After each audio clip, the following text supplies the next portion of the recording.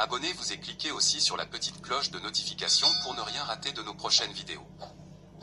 N'oubliez pas de partager aussi la vidéo et de la liker.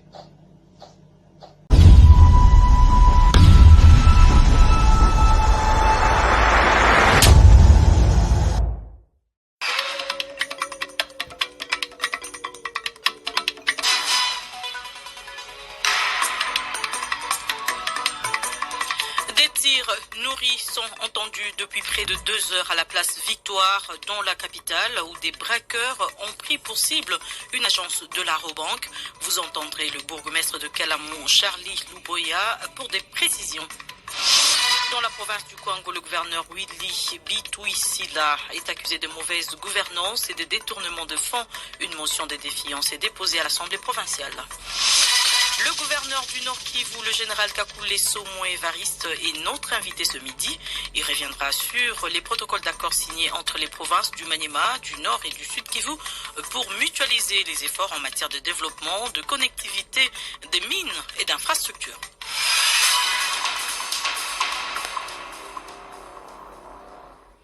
Bonjour à tous. Ça tire à la place Victoire dans la commune de Kalamou à Kinshasa depuis près de 2 heures.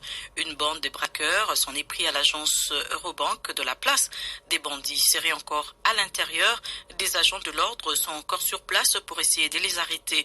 Charlie Louboya, bourgmestre de Kalamou, apporte des précisions. Il est joint par Babel Pongo Massimango.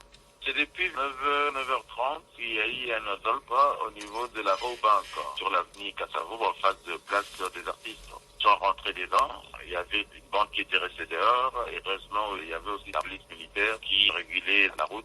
Ils ont trouvé un monsieur déguisé en chef coutumier un peu bizarre. Quand ils l'ont fouillé, ils ont vu une arme, le temps de le filer. Il voulait rentrer dans la banque, il s'est échappé. Il y avait aussi un véhicule IAS en train d'attendre, le voyou qui est à l'intérieur, il faut opérer pour qu'il puisse partir. Maintenant, il y a une bande qui a fui, l'autre qui est resté jusque-là, à l'intérieur de la banque. Le commissaire provincial est là sur place avec son équipe, sont en train de contrôler la situation. Il y avait, si c'est 2 ou 3 véhicules, il y a 2 autres qui ont fui, il y a un qu'on a arrêté les chauffeurs. Par contre, il y a encore un nombre de voyous qui sont restés à l'intérieur de la banque. Vous avez une idée de la situation des agents de la banque? Selon l'information, on les a fait évacuer et maintenant il reste que les voyous qui sont restés à l'intérieur.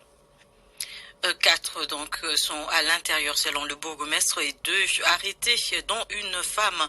Et selon des témoins sur place, des tirs ont cessé. Une femme de l'équipe des braqueurs qui s'est trouvée dans la banque est sortie. Elle a déposé son arme. Elle a été récupérée par les forces de l'ordre, ce qui ramène à 2 le nombre d'assaillants arrêtés, avec bien sûr une autre femme chauffeur appréhendée un peu plus tôt. Apparemment, les négociations seraient en cours pour que les autres qui sont encore dans la banque déposent les armes. La population sur place demande qu'on les lui livre. Les activités sont toujours paralysées sur la place Victoire. La justice congolaise a besoin de nouvelles réformes pour renforcer l'arsenal juridique. Ces réformes ont été au centre de la rentrée judiciaire de la Cour de cassation hier mercredi au Palais du Peuple. En présence du président de la République, des magistrats et avocats, la Cour de cassation a fait son entrée judiciaire, exercice 2025-2026, au cours d'une audience solennelle et publique, sous le ton de réforme juridique et interpellateur des professionnels de la loi. Le bâtonnier national Michel Chebele plaide pour l'adoption d'une loi consacrant l'État responsable de la faute professionnelle commise par le magistrat en supprimant la prise à partie des magistrats. Et le procureur général Firmin Mvonde demande aux législateurs de voter une loi érigeant l'enrichissement illicite en une infraction autonome. Reportage Jeff Ngoy. Une voie de recours par laquelle le justiciable exerce son droit contre le magistrat qui l'accuse d'injustice ou de partialité, le bâtonnier veut que la procédure de prise à partie soit supprimée, car la faute du magistrat devrait plutôt entraîner la responsabilité directe de l'État. La justice rendue est celle de l'État et non du magistrat, sinon c'est consacrer l'injustice, dit-il. Planchant sur la problématique de la répression de l'enrichissement illicite en droit positif congolais, Firmin Mvonde pense qu'une répression efficace de l'enrichissement sans cause demeure un levier incontournable de la lutte pour l'assainissement des mœurs. Cependant, la législation congolaise accuse quelques lacunes liées notamment à l'absence d'une incrimination autonome de cette infraction qui doit se distinguer de la corruption du détournement. Enfin, le premier président de la Cour de cassation rappelle le rôle de l'avocat dans l'administration de la justice. Élie Léon Domba dénonce les antivaleurs qui font perdre à cette profession sa noblesse en mettant en relief la nécessité et l'urgence de concilier la qualité et l'accès à la justice en faveur des justiciables économiquement faibles. Restons toujours dans ce chapitre de la rentrée judiciaire. Certains avocats saluent ce discours du premier président de la Cour de cassation sur le respect des normes dans l'exercice de leur travail. Mais à leur tour, ils pointent du doigt les juges. Parmi eux, Maître Cicéron Ouamba, avocat au barreau de Kinshasa-Matete, il pense qu'il faut que tout le monde puisse se remettre en question, surtout les juges qui doivent trancher correctement. On l'écoute au micro de Jeff Ngoy.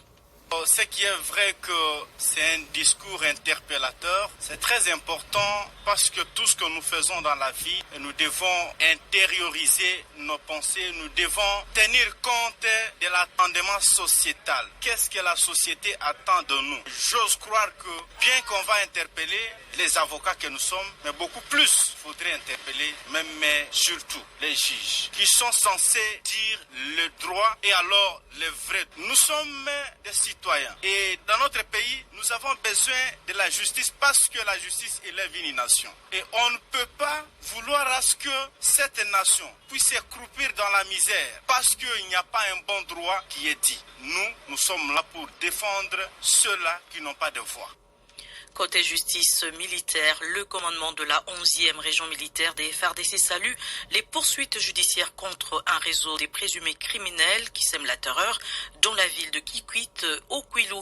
Il salue la condamnation à 20 ans de prison par le tribunal militaire d'un certain Fiston Toulengi, considéré comme leader des bandits armés qui insécurisent la région. On écoute les explications du capitaine Anthony Mwalushai, porte-parole militaire de cette région, dans cet extrait proposé par Grace Hamzati.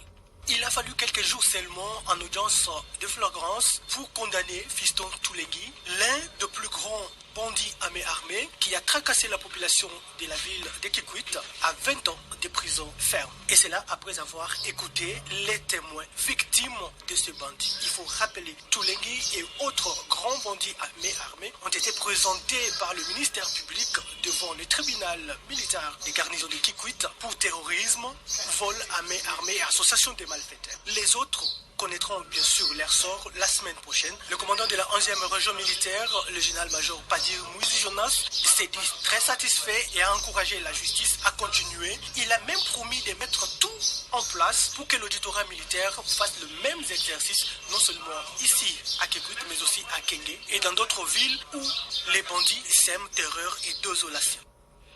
Dans un autre registre, les députés Crispin Mbindoulé interpellent le gouvernement sur la dégradation continue de la situation sécuritaire dans plusieurs régions du pays due à l'activisme de groupes armés.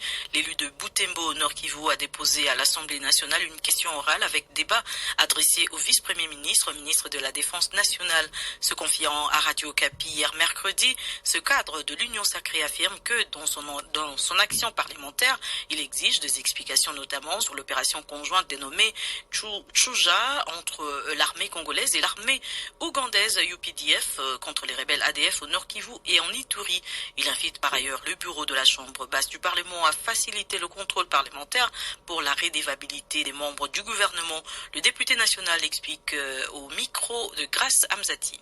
Les terroristes ADF Nalu sont en train de tuer la population. Ça fait un mois, plus de 100 morts dans la partie grand nord de la province du Nord Kivu, mais aussi dans les territoires de Mambasa, Irumu, la province de l'Ituri. L'opération conjointe entre l'UPDF et les FARDC, à mon humble avis, ça a échoué. Et qu'il faut réévaluer et changer la méthodologie d'attaque contre les terroristes ADF Nalu. Dans ma question, je parlais aussi du M23.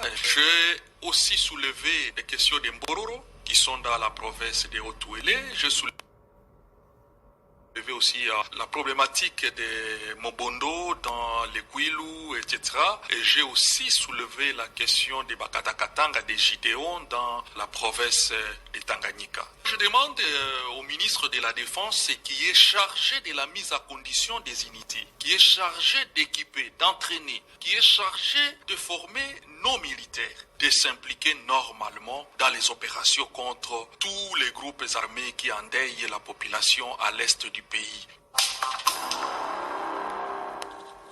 Rendons-nous à présent dans la province du Kwango. Une motion de défiance a été déposée mardi contre le gouverneur de province.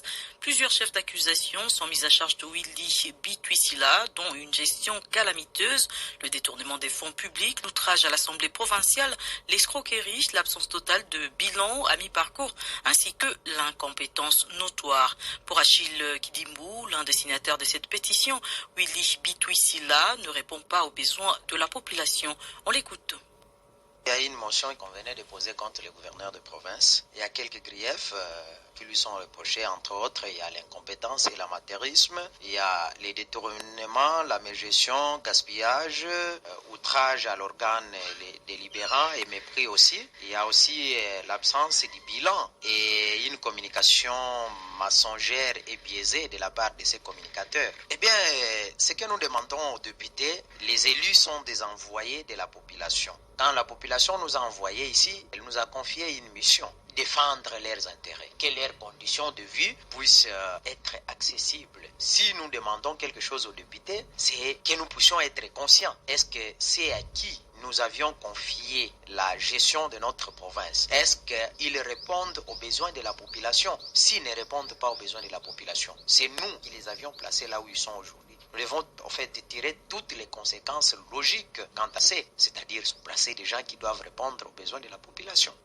Outre le gouverneur de province, les 14 députés pétitionnaires accusent aussi le président de l'Assemblée provinciale du Kwango, André Massala, notamment de mégestion à outrance par la dissimulation de frais de fonctionnement en se payant lui-même des frais de mission au-delà du barème, la non prise en charge de groupes parlementaires, le faux en écriture et détournement présumé sur la paie des administratifs.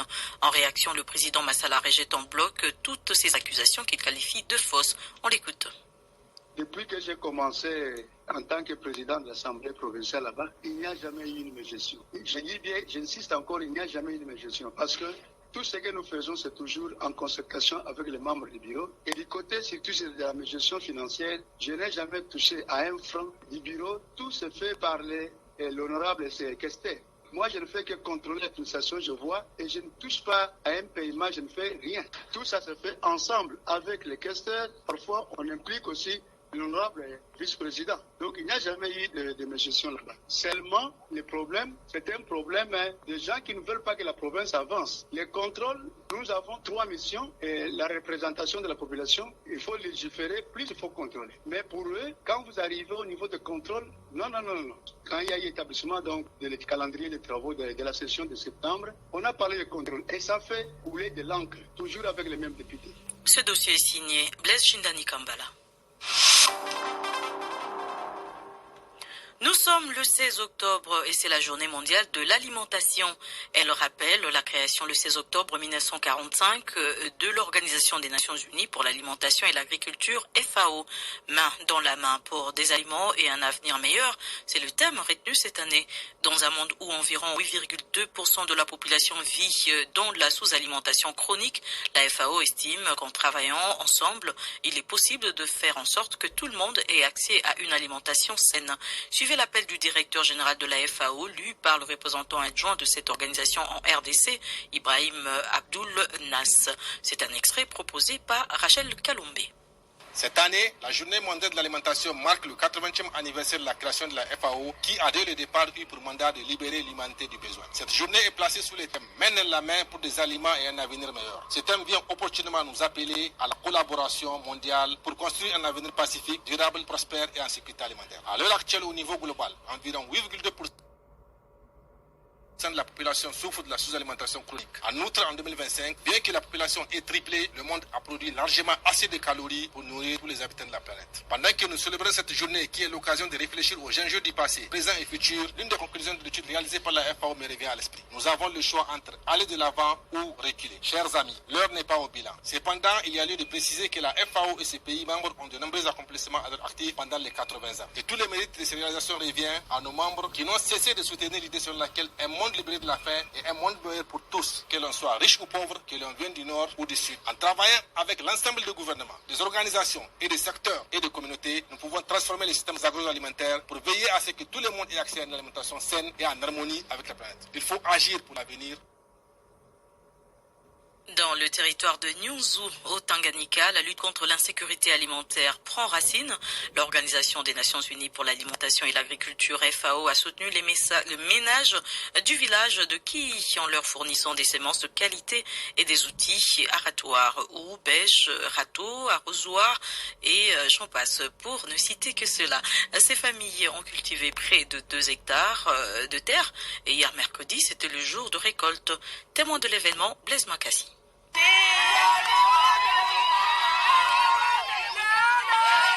Cris de joie et danse accompagnent la cueillette des tomates, oignons, ciboulettes, aubergines, gombo et choux. Femmes et hommes, jeunes et personnes âgées, tous participent à cette activité qui couronne plusieurs mois de travail acharné. Judikaël Pazou, coordonnateur des opérations à la FAO, souligne qu'au-delà de semences, sa structure a formé des ménages et renforcé leur capacité de production. Cette récolte va améliorer la sécurité alimentaire et nutritionnelle dans la région, insiste-t-il. Madame Kaya Lubaya, bénéficiaire du projet, témoigne. La FAO est venue à leur village pour les apprendre cette culture maraîchère. Avant, ils le faisaient avec façon, mais après le passage de techniciens de FAO, ils ont appris comment on peut faire les écartements, comment on peut planter des tomates, des choux pour récolter à grande échelle, sans pour autant dépenser beaucoup d'énergie. Aujourd'hui, ça commence déjà à produire des fruits parce qu'ils sont en période de récolte. Cette travail, ça les aide déjà. Ils commencent déjà à scolariser leurs enfants. Après avoir vendu les produits ici, ils ont l'argent pour se prendre en charge. Pour pérenniser cette initiative, la FAO mise sur l'appropriation des techniques agricoles par les bénéficiaires, mais aussi l'implication des autorités locales et des ONG. Depuis Nyunzu, Blaise Makassi, Radio Okapi. Actualité internationale. Le rappeur Booba est en garde à vue à Paris depuis hier mercredi dans l'enquête sur le harcèlement dont l'accuse dans une plainte une autre figure du hip-hop, Maître Gims. Cette garde à vue, qui peut durer 48 heures, vise à interroger celui dont le vrai nom est Eli Yafa, déjà mis en examen pour harcèlement moral aggravé sur Magali Berda, sur la plainte déposée en août 2024 pour harcèlement moral et cyberharcèlement par Gims et sa compagne Demdem. L'invité. Notre invité est le général Kakule Somwe Évariste, gouverneur du Nord Kivu. Il s'exprime sur les différents protocoles d'accord que les provinces du Maniema, du Nord Kivu et du Sud Kivu viennent de signer. Ceux-ci portent notamment sur la mutualisation des efforts pour le développement, la connectivité, les mines et les infrastructures. Le général Kakule s'entretient avec Florence Kizalunga. Monsieur le gouverneur général Somwe Kakule, bonjour. Bonjour madame. Dans la province du Maniema, vous venez de signer les accords avec les gouvernements provinciaux. Il s'agit de quel accord? Nous avons signé un protocole d'accord de collaboration entre les provinces du Maniema et Nord Kivu qui porte sur le développement de l'agriculture, notamment les infrastructures, mais aussi la collaboration dans le secteur des mines. Quel intérêt qu'a le gouvernement du Nord Kivu de signer cet accord avec le gouvernement provincial du Maniema? D'abord, nous avons signé un accord beaucoup plus global de coopération. Finalement, nous sommes en train de mettre en œuvre ce que nous avons décidé à Kolosi entre la province du Sud Kivu, du Maniema et du Nord Kivu. Mais pour ce cas spécifique, c'est entre le Maniema donc le Nord Kivu, nous visons à établir un couloir cacaoyer qui s'inscrit dans le corridor vert Kivu-Kinshasa, qui est une vision du chef de l'État, président de la République, son Excellence Félix Tshisekedi Tshilombo. Dans ce cadre-là donc, nos deux provinces que Dieu a bien voulu nantir avec beaucoup de potentiel qui permet, n'est-ce pas, le développement des cultures pérennes, le cacao, le café, le palmier. Nous nous mettons ensemble pour mutualiser nos efforts et voir dans quel moyen nous pouvons ouvrir ce couloir qui va de Beni à Walikale, Boutou jusqu'à Kindu, afin de développer cette culture-là. En la développant, nous allons aussi en même temps mettre en place une connectivité qui permet non seulement à nos provinces de relier, mais aussi de se développer autour de l'agriculture qui est une alternative au secteur des mines ou un complément au secteur des mines. À cela, vous avez appuyé aussi dans le cadre des infrastructures, dans la réhabilitation du tronçon Kisangani-Ubundu, qui gagne les gouvernements du Nord Kivu en finançant ces travaux aussi. Nous avons aussi un intérêt direct dans ce contrat parce que, comme vous le savez, il y a une très forte communauté du Nord Kivu ici au Maniema. Les biens manufacturés qui sont vendus dans tous les Maniema viennent essentiellement de Butembo. Donc, s'il n'y a pas de route pour arriver ici, nous aussi, nous ne savons pas vendre parce que c'est un très grand marché pour nous. C'est ainsi que nous avons dit que dans le cadre de la collaboration, nous puissions mutualiser nos efforts afin de permettre que la route qui relie la ville de Kisangani à la cité de Ubundu soit rapidement réhabilitée. Et ce n'est pas gratuit parce que dans les contrats, il est spécifié que cette contribution sera remboursée et c'est une contribution au Nord Kivu qui est faite dans le cadre de la collaboration avec les partenaires économiques locaux, la FEC, la CAD, l'IDIC et bien d'autres qui sont les organisations qui ont décidé d'accompagner le gouvernement que je dirige pendant tout ce temps pour que nous puissions, n'est-ce pas, arriver à développer non seulement le Nord Kivu, mais aussi les autres provinces sœurs qui ont accepté de collaborer avec nous. Si ce n'est pas un secret, on peut savoir les coûts de l'enveloppe de l'appui du gouvernement du Nord Kivu. C'est l'équivalent de $50,000 en francs congolais et 100 mètres cubes de gasoil. Le Maniema a déjà donné $155,000 et 100 mètres cubes de gasoil. Donc, ce n'est qu'un complément que nous allons ramener à ce que le Maniema est en train de faire. Et la province de la Chopo va aussi nous rejoindre parce qu'il est aussi partie prenante au contrat que nous avons signé pour qu'on puisse réhabiliter ensemble ce tronçon-là de 126 km reliant Ubundu à Kisangani. Avec la situation actuelle du pays où le Nord Kivu est tellement frappé, pensons que si ces projets se matérialisent, ce sera une offre de soulagement pour votre province? Une offre de grand soulagement. Et ce n'est pas seulement ce segment routier, mais il y a aussi celui de Luna Komanda que nous venons de réhabiliter ensemble avec la province sœur de l'Ituri. Donc ce n'est qu'une deuxième expérience. Nous allons tenter la même chose avec la province du Haut-Ouélé, de Bas-Ouélé, qui sont en tout cas les débouchés du grand centre économique de Butembo, Beni, pour que nous soyons finalement connectés à d'autres provinces. Sinon, le Nord Kivu, dans la situation où il se trouve, il ne peut pas vivre en autarcie. On ne saura pas continuer à faire le commerce que nous savons bien faire au Nord Kivu si on n'est pas relié aux autres provinces. Kakule Somoin Evaristo, je vous remercie. Merci à vous aussi, madame.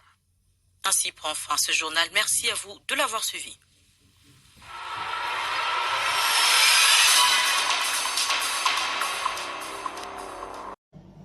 Abonnez-vous et cliquez aussi sur la petite cloche de notification pour ne rien rater de nos prochaines vidéos. N'oubliez pas de partager aussi la vidéo et de la liker.